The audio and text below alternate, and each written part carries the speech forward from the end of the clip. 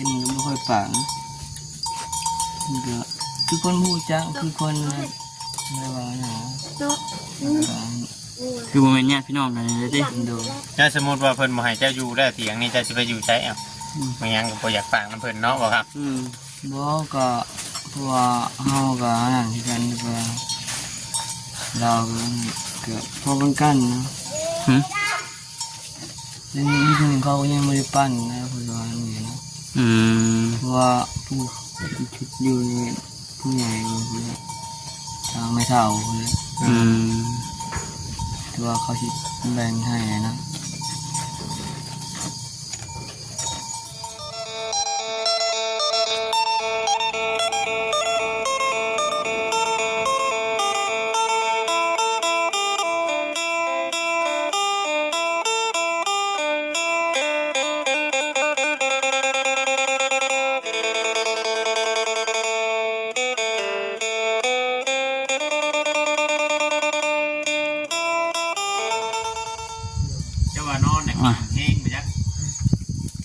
มาตอนเช้านี่บ่พ่อพี่น้องเลยเนาะกลับลงมาตอนทัวร์อีกบ่ดีเห็นอยู่บ้านนี่พี่น้องเลยกำลังเห็ดช้างจู่มุมอยู่คุณจะปิ้งเด็กไทยจะจีร่างหรือว่าโบราณปิ้งหรือเปล่าเอาพี่น้องเลยเนาะก็ดึกทักทายสบายดีเด้อพี่น้องเด้อเนาะทักทายสบายดีพ่อแม่พี่น้องFCกันเบิดสุขุสุขคนพี่น้องเลยพบพ่อพบเจอกันอีกคือเก่ากับบ่คำมื้อนี้ก็ได้เมื่อเช้านี่นะมาตั้งแต่ประมาณ6 โมงเช้าพี่น้องเลย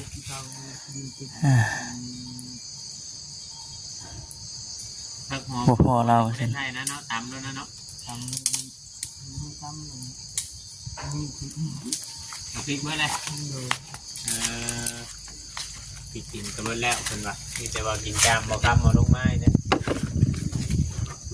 พอเด้อข้าวนี่ยังไม่ทันได้หุงเนาะอันนี้ยังอะไรยังอยู่เนาะฮะก็มาแต่หาเฮ็ดนี่นะมาพ่ออ๋อสบายดีเด้อบ่เวียงเด้อโอ้ยสบายดีมายิ้มเว้ยสบายดีเด้อสบายดีอันนี้ว่าไปเมื่อเช้านี่นะเด้ขึ้นไปเมื่อเช้า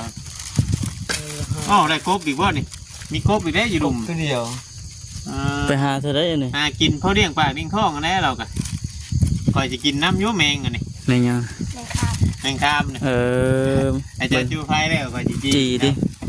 เฮ็ดไข่เถ่าได้พี่น้องเลยเนาะเถ่าเลยนั่นสิได้อันนี้สิจีอ่ะบ่เด้อไปเบิ่งเด้องัวชุ่มเจ้าปิ้งเมื่อไหร่มาทั้งปีมาทั้งเพียงมายิ้มปีถ้าเช็ดได้อันน่ะมายิ้มฮะ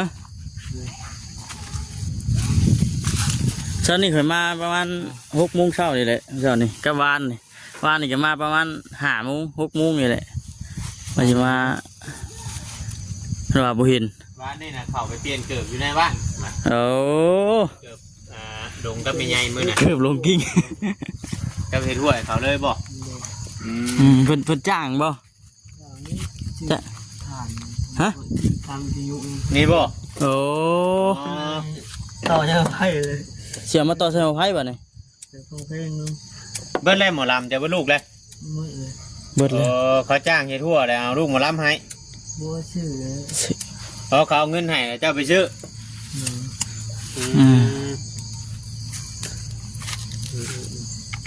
ทำหมอลำมันตั้งแต่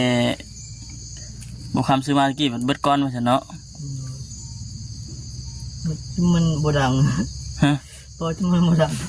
เคาะจนบดังอันนี้ก็เคาะแล้วบ่เนี่ยต้องคืนเจ้าว่าต้องคืนเปิดไว้เปิดคืนไม่ใช่บ่เจ้าจะนอนรับมันดิ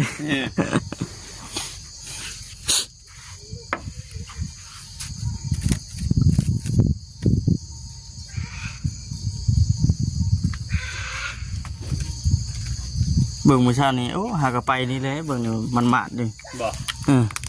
เจ้าเข้ามาเท่านึงได้บ่นี่เข้ามาเลยนะกับมันตอนเช้าเมื่อวานนี่ก็เข้ามาเลยบ้านนี่กับบุพวานนี่ตอนเช้าวานนี่แม่บ่ตอนเช้าเนาะตอนเล็กเนาะเคยเข้ามาเนาะตอนเช้านี่อยู่เจ้าพ่ออยู่ตอนเล็กมาแล้วบุพเรื่องเป็น500 เฮ็ดตอนเล็กก็เป็น100 เฮ็ดขึ้นราคาให้บ้านนี่เนาะตอนเช้านั้นบ่เฮ็ดยังอยู่ไหนตอนเที่ยง ได้ลายนี่บ่จะได้ขายวันนี้ ไข่ เฮ็ดไข่เพิ่นขึ้นไปขายอยู่เฮือนบ่คำเมื่อวานนี่นะ โอ้ยังหนุ่มอยู่บ่ นมบาน หมู่ไปหาบ่ได้เพิ่นไปหาจะไปหาได้ไดบ่อยู่ เนาะจะได้ขาย จ ดิ นได้ขาย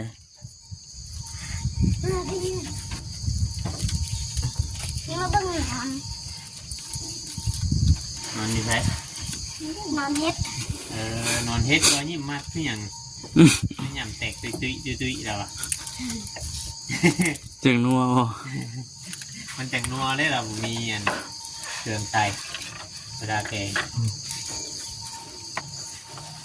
แล้วบ่แกงเนาะไงน่าสิปิ้งเนาะบ่ ปิ้งแล้วเบิ่งเห็นว่ามันปิ้งได้ เรา เนาะ ก็ต้องหุงข้าวแรกก่อน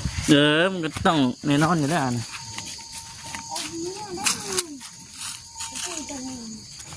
แจ้งสิมือไว้แทงงัวทันอีก นิดหน่อยมาเลี้ยงงัว งัวอีกคนได้แทงมือ ใส่มากก็แม่นมาอันนอนพักนอนเย็นอยู่นี่นะพี่น้องเนาะ มาจ้างมายิ้มมีหน้าเลี้ยง อืม มายิ้มเลี้ยงให้ไปอันเขาเฮี้ยนเด็กหน่อยหมอก็แบบเดียวครับของหมอเท่าย่ำเลยเนาะ แต่ เบอร์เดียวกันเนาะ เบอร์เดียวกันขนาดป้าเคียงกันนี่ยันลงอยู่ข่อยวะ เมื่อไหร่จับหมอเท่าย่ำมาตั้ง2 เตาเลยหุงข้าวแข่งกัน ตัวอะไรชุกไว้ก่อนดิ แม่แบบเดียวกันข้าวอันนั้นก็เอาข้าวเหนียวหุ เอา ง เขา คือ เรีย กั ก น วุ้ ได้ งยิกเลย นั่น ไง กันให้กับน้องมาจักกับอันเฉพาะเจ้าเคยมีอันเมียหลายคนมาจักบอกว่าอย่างฮะแม่นบ่โอ้ย เท่ายำเท่ายิ้มเห็นดิ แม่นไปไข่ไว้ทั้งตัวที่ ขนาดซื้อยังแบบ ค่าย ค่าย กัน เคียงกันนะตัวยอยำยอยิ้ม ประเทศแบบเดียวกันบัด หมอยัง ท่าหุ้งเข่าก็แบบเดียวกันอีกเลย โอ้ยเนาะ แบบเดียวกันข้างนี้ สายเดียว จะตายเดียวกันเลย ครับบอกยิ้มยังงงเลยยังโอ้ว่าฉันยังมีคนคืนคอยอยู่เนาะเหรอ เออ มันกับบังเอิญพูดนะเนาะ มันบังเอิญเกิน มัน ไป บังเอิญ นะ พูดนะไปเห็นปุ๊บก็แมันคิดเห็นมายิ้มปั๊บรถได้เด่น กันเนาะ ฮะ ว่ามอกับมอกันเบอร์เดียว แม่นหมอกับเบอร์เดียวกันอีก ไปเห็นปุ๊บก็เอ้าคิดเห็นมายิ้มรถได้แบบนี้ว่าฉัน แล้วก็เป็นคำผ้าคือกันกับเจ้าเองนะ เห็นคือเห็นเลยเห็นเลยคือเห็นเจ้าแล้วเนาะบ่ครับ เอ้าเนาะอยู่ก็อยู่ผู้เดียวอีกบาทเลยคุณเอาข้าวเหนียวนี่ได้พี่น้องเลยเนาะอ่า น้ำกินนี่มิแต่ว่าไปให้มาโนดบ่ได้ต้มเนาะให้มาเลยกินเลยเลยได้ จะหน่อยกับโพดได้หมอแล้ว ต้ม นี่ ได้นี่ หมอมาย้ำเพิ่นกะ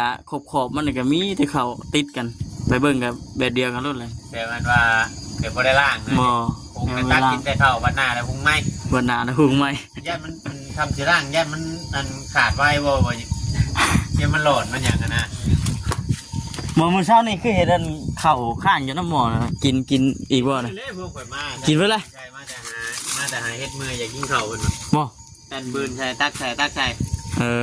อ เอาหุงเดียววัน นะ เบิ่งคืออยากแซ่ๆเลยสิเนาะเช้า เล นี่ ยจนนะ มันหิวเข่าวเลยเนาะ เป็นยังหลอกมาเลย มันไปทางดงมันเป็ดไงคุณจ๊ะ หมอ จ๊ะนี่ วันนี้ก็หลอก ทางห้องบ่ไปตามห้องบ่เฮ็ดไข่ หมอที่นู่น เปิดควันนั่นไฟบ่ยิ้มได้ไฟครบครบขังนี่ก็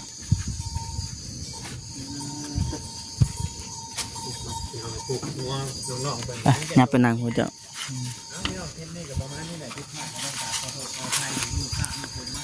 สินางอยู่นี่ก็โอ้ฝนสิตกเลยเนาะบ่ยิ้มเนาะโอ้ยเอาไว้ดีเฮ็ดเจ้าสิหมุนบ่ได้นะ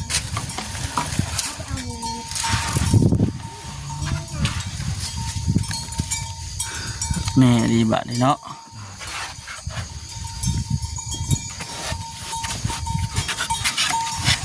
มื้อนี้นะคือจะได้นั่ง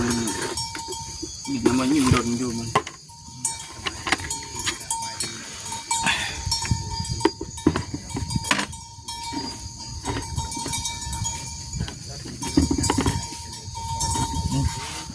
เข่าเนาะ แล้วมันอยากเละเลยเด้อยากเละเลย หากยังเฮ็ดกินได้อยู่ ที่เฮา เจ้าก็ลองจีลองเบิ่งลองจีลองเบิ่ง อันนี้พอน ทีก็ยังว่าพ่อนี่เนาะ พอได้กินหา หึ พอได้กินเนี่ย พอได้กิน โดยหาแต่เทื่อพอได้นะ นั่นน่ะ โดย เออ ไป แบบฮู้ ช่วยไปแต่เช้าไม่ได้ไง ฮู้บ่มันเคยเอาบ่ โดย เออ ครับก็ไปเพื่อนมันไปก็โหมันตัว สุกไผหมานมันคือว่าเลยเนาะ โดย สุกไผหมานมันไปคือคนอื่นไปว่าบ่พอบัด คอยก็คอยหาว่าแนมในเพื่อเห็นดอกไงว่า หาขี้หาน้ำไปตองบ่ บ่อมันหาก็ออกเลยว่าเป็นดินแต่เคิบมันหา เอ ก็ออก อ นะบางคนก็หามาเป็นกับบ่เห็นพอมันหาก็ออกมันยังบ่ได้วิทย์เลยนะ อืม บุมันก็ดินนะดินมันแตกเคิบเวลาเฮาแนมจะไกลบ่เห็นเนี่ย สร้างหาเนาะเจ้าเนาะ อืม แต่ว่าสร้างหาเติบอยู่เบิ่ง ไปสระเทลไปสระเทลนี่คุ้มอยู่บ่นี่ คุมอยู่ คุ้มอยู่ เนาะ อ๋อสบายดีเด้อบ่นี่ โอ้ยสวยดี น้องไว้เนาะกำลัง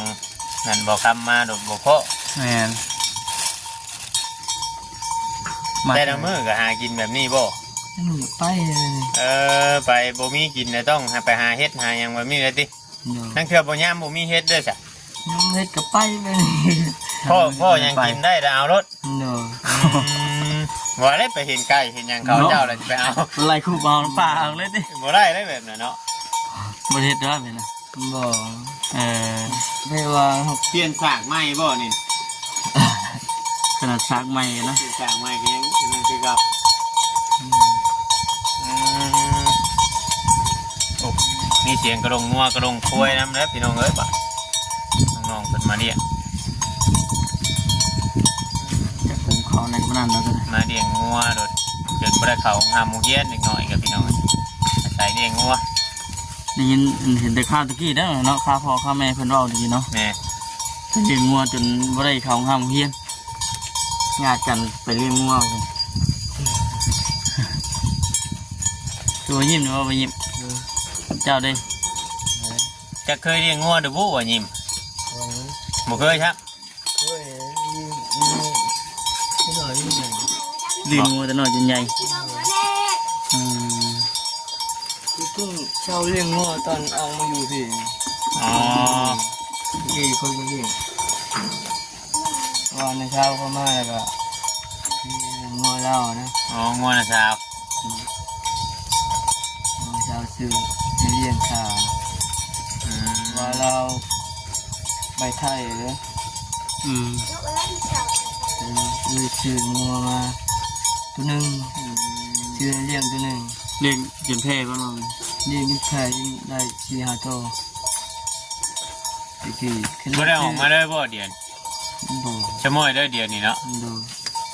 อืม คือชื่อลายโตแห้งในลายชื่อตัวเดียว แล้วเจ้าเข้าไปในบ้านได้พ่อเราอยู่บ่ โอ้ย เนี่ยเราบ่ได้เอาข้าวหยังให้บ่ มือปากมันตั้งคนตั้งมือปาก อืม บางเทื่อแล้วคือออกมาสิ ออกมาก็ออกมาจิ้มเลยที่ไปเพียงที่วาง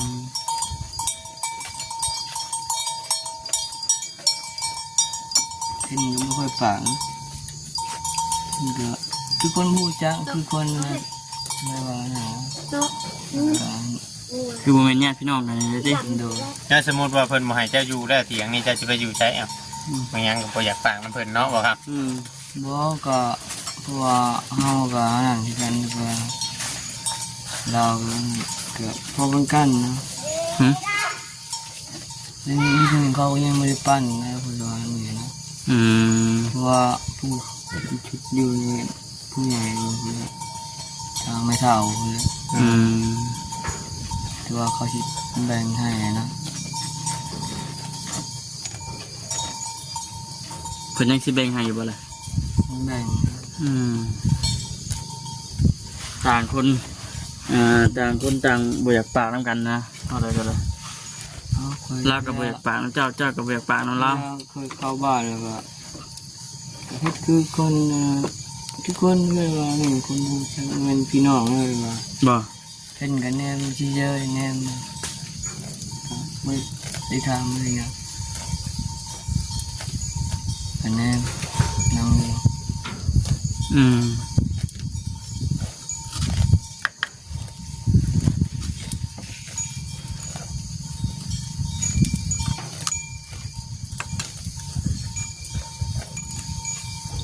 แม่งยังน่ะบ่ยิงดินวือ มีครับ ๆโคก มีครับเด้ ฮะ มีครับ แม่งครับ เนาะ เห็นไหมผู้บ่ มีครับ แม่นบ่ มีผู้ บ่แม่นพูด ฮะ คือสีดำแบบนี้ ไปคุบเอาเลยเด้อเนาะ ครบแล้วนะมายิ้ม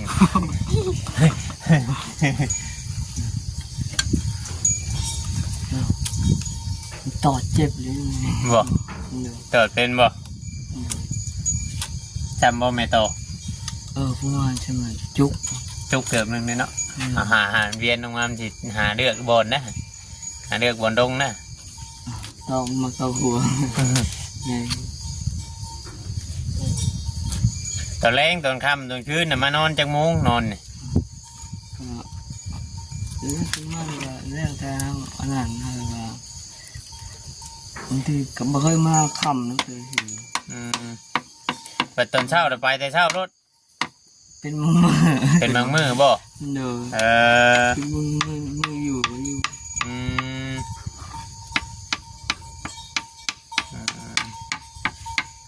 มืออยู่แบบไป ว่าไปสิเขามาหาบ่ยิ้มนี่ต้อง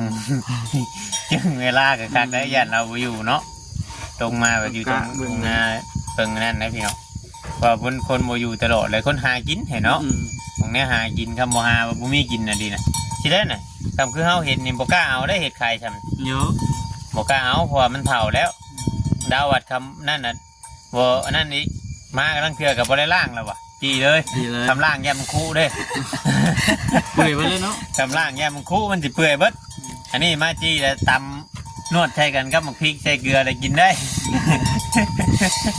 เออ มื เกลื อ อ เด็ดเกลือคาราบาล่าง คู่เลยคู่ไปเลย มีตลกเท่าเจ้าน่ะบ่ ดอกนมก็มีเฮ็ดดินเนาะเฮ็ด เห็ดดินเห็ดไข่มีข้าวเนี่ยมาที่นี่ หลายชนิดรวมกัน เจ้ากินแกงเฮ็ดรวมแบบนี้ระวังเลยบ่ยิ้มไปยิงแขวกับแขกผู้เดียวบ่ได้มีผู้ใดเอาเจ้าใดเบื่อเนาะ อยู่ผู้เดียวนั่นติ อยู่ผู้เดียวโอ้ย โอ้ยฮาวาในใจ จังหน่อยบ่ค้ำมาโดดบ่ยิ้มหัวหยังนอนยิงแก้วแจกอยู่ไปคุยแบบบ่ติงเนาะแพงนะเจ้าบ่ได้เด้ระวังได้กินเฮ็ดรวมนี่ เห็ด แม่นอยู่ว่าเฮาเคยเห็นกันเนาะเฮ็ด แม่น รวมในชนิด ดิ ดิ น น นี่ตั้ง จะเฮาเอามารวมกันบัดนี้ แม่น เพราะว่าสิแกงเห็ดข้าวเนี่ย บ่ ดูเห็ดนี่แบบสิตั้ม เฮ็ดไข่นี่สิตำเอา ดู เนี่ยแกงเฮ็ดขาว ดู กบเลยเฮ็ดในแกงใช้เฮ็ดบ่ กบมะ มันตายแล้วบ่กบ ย่างนะ อืม แกงเพราะว่าในใจเขาว่าแกงดีเช้าเนี่ยมากินแรง อยู่นั่น กิ นี่ น นะ เดียว อืมแต่ว่ากินเฮ็ดไข่นี่ก่อนมันสิเน่าเนาะ มันเฒ่าเลยเนาะ โตเฮ็ดขาวเฮ็ดหยังก็ไปแกงกินตอนแรงอันนี้เราสิหุงกินตอนเที่ยงบ่นี่ตอนเช้านี่มันกินแล้วเนาะ ใช่น่ะมันพดอยู่บ่หมอฟ้าแบบมันล่นขึ้นไปแบบสั้นเลยอันนี้เนาะ คิดว่าข้าวเจ้าแห้งนัก เบิ่ง เลย เบิ่งเบิ่งเบิ่งก่อน เดินดูอีกคิดว่าข้าวเจ้านี่แห้งโหดกว่านี้ อ๋อมันแบบมันสิพดขึ้นมาแบบมันสิปูมขึ้นมาแบบนี้เลยชุกกับแบบปลาชุกบ่คักปานใดนะเป็นตาลูกโลอยู่นะ เอาแกง เนาะ ว่าชุบกับเป็นเนียวแล้วอยู่ใน มึงทำเคยกินอยู่บ่หุงข้าวเหนียวนี่เคยกินบ่บ่ได้แม่นหุงข้าวเจ้าบ่เจ้ากินน่ะกินข้าวเหนียวคือกันนี่นะอ่า อันนี้เขาเอิ้นว่าหนึ่งโดยไม่ได้ใส่หวด โหดคือมีอยู่หน่อยดิ หวดก็มีหักหนึ่งแบบเพียวๆเลยแบบบ่ต้องจกใช้ติ๊บอันนี้หนึ่งแบบตักเอาอันนี้เนาะหนึ่งกินในหม้อเลยอันนี้ฮะ ง่ายชุดเรื่องนี้เลย ง่ายบ่ โดด อ่า แต่ว่าที่นึ่งเส้นหวกหรือว่ามันบ่พอหวดนะ หมดคนมาแล้วเนาะทำ เนาะ ติ๊กๆนี่แหละคนหวด เปิดพ่อใหญ่ตาบอดเราไปเลี้ยงทางได้งัวเหรอเจ้าเคยเห็นนะบ่เฮาพ่อใหญ่ตาบอดอยู่บ้านเจ้าเนี่ย จะไปเรียกยูแคมป์ เข้มทางใด แกมไผ่บักบ่ ทางบักพวกมันไปได้บ่สัญญาม ได้ เขาว่าอยู่ทางจวนน้อยทางได้จวนน้อย ตลอด เบื้องนี่บ่เบื้องพังนั่นบ่ ตรงนี้ก็นี่ตรงนี้ก็นี่ อ๋อ เขามีสองก้อนเบื่อที่นี่ อืมไปเฮือนเราแต่ละเทื่อบ่พ่อเรา เนี่ยเป็นเลี้ยงงัวเนี่ยเนาะ ไปเลี้ยงงัวว่ะอยู่ทางป่าอ้อยว่าคอยบ่ผู้กล้านำไปอยู่ป่า เออ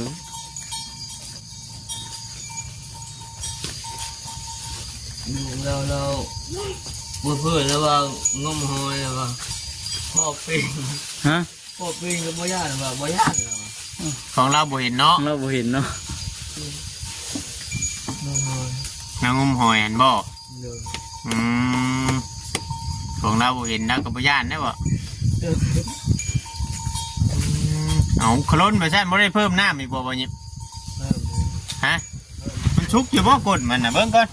เขาล้นขึ้นมาแล้วปีนเอาง่ายๆ ปิ้นกลับเอา ประชาบ้านแค่ว่าเขาหนึ่งเป็นใส่หัวใส่หยังกันเป็นปีนเข้า มันสิบ่ชุกมันสิใหม่กว่านี้ พี่น้องคลิปนี้ก็คือสิประมาณนี้เด้อพี่น้องเด้อเนาะ นี่เขาได้ พบกันอีพีหน้าอีพีต่อไปพี่น้องเนาะ เคยเห็น ส ไหม บายดี